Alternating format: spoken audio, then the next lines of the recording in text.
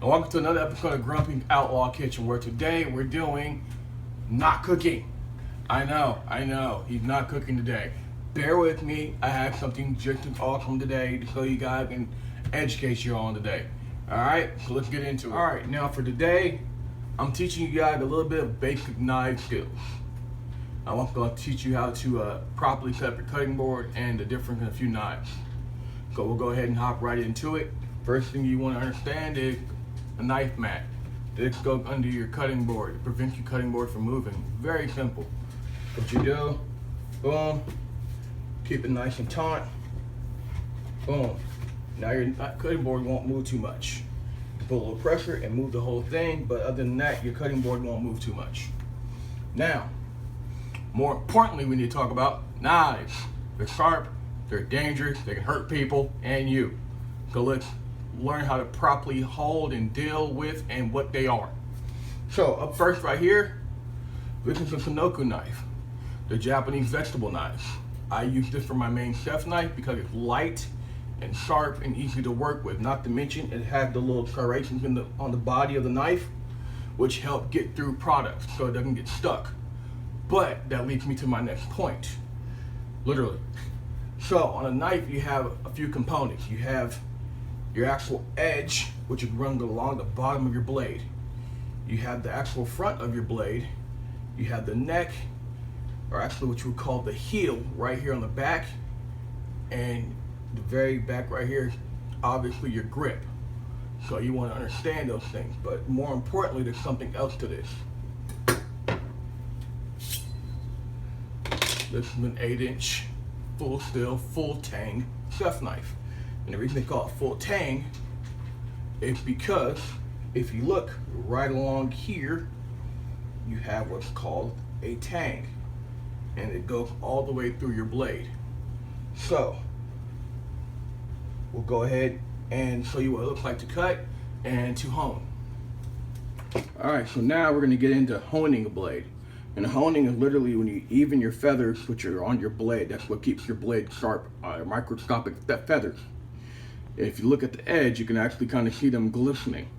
So what we're going to do now is hone them and straighten them so our blade is sharper. And that's the whole process of this. So what we're going to do, you take your blade at an angle and bring it down. Just like that. So we hear that nice, sweet sound. Same thing on the bottom. That way, your blade is now sharp.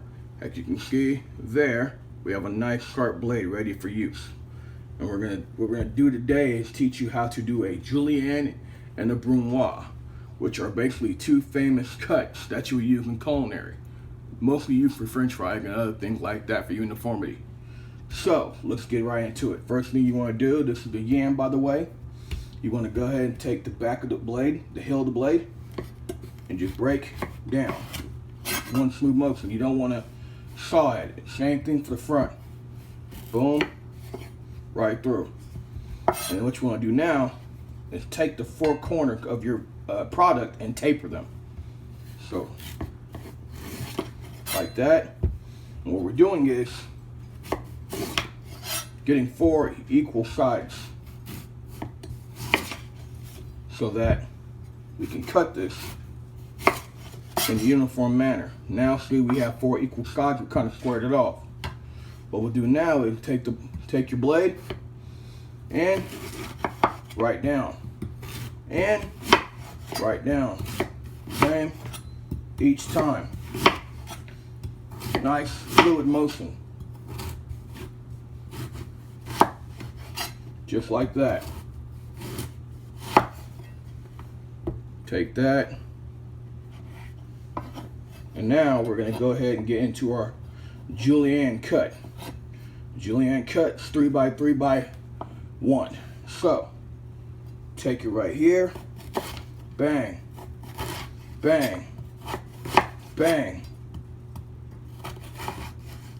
Bang. Just like that. Bad cut. Go ahead and dust the side. And what you can do from a Julienne is do a very easy small dice. So if you're trying to dice something at home, this is how you would do it. So now, boom, Boom.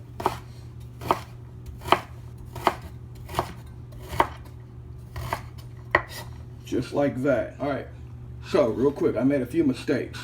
So Julienne is not 1 by 1. It is half by 1, which is half an inch by 1 full inch. A batonnet was probably called, I apologize for that as well, is a quarter by inch cut. So it's going to be a little smaller than a Julienne. So what we're going to do is we're going to get in there by like that, just like that. That is a batonnet.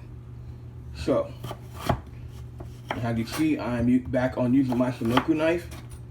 As you see, it cuts a little smoother and a little easier. This is why we use it, because it's not slowed down by the product sticking to it. So this right here is a batonnet, a little bit smaller. If I were to grab a Julienne, it would see the difference, but we chopped them up. So we'll go ahead now and do what's called a small dice. Same thing with a Julienne. So boom, boom. Notice my rocking motion with my knife. I'm just rocking the blade, finding a rhythm. Just like that. That is small dice. And that's what it'll look like. So now we're using a paring knife. This is a little smaller, more eloquent blade used for small, more delicate things. So if you want to carve, if you want to get in those hard to get places with a bigger knife, you use something like this. So what we're going to do is I'm going to show you how it's used on a bell pepper. What we're going to do is actually take the top of this bell pepper using this paring knife. So what we're going to do first is we're going to take inside here and slowly move your blade like that. Boom. One more time. Boom. And come back around here to this side. Up. Just like that. Okay. Boom. And boom. And that's how I remove that.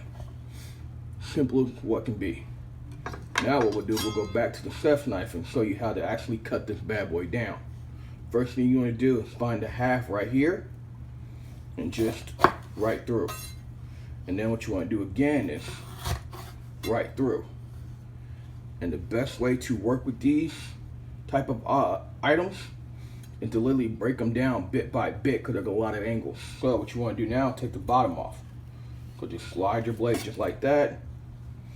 And then for the top, just like that. And then you can go right back just like we're cutting the yam. And all you gotta do is flip it back over, and you can easily, boom, boom, boom, boom. Just like that. Or if you want, makes it easier for you, take it on the other side where all the flesh is.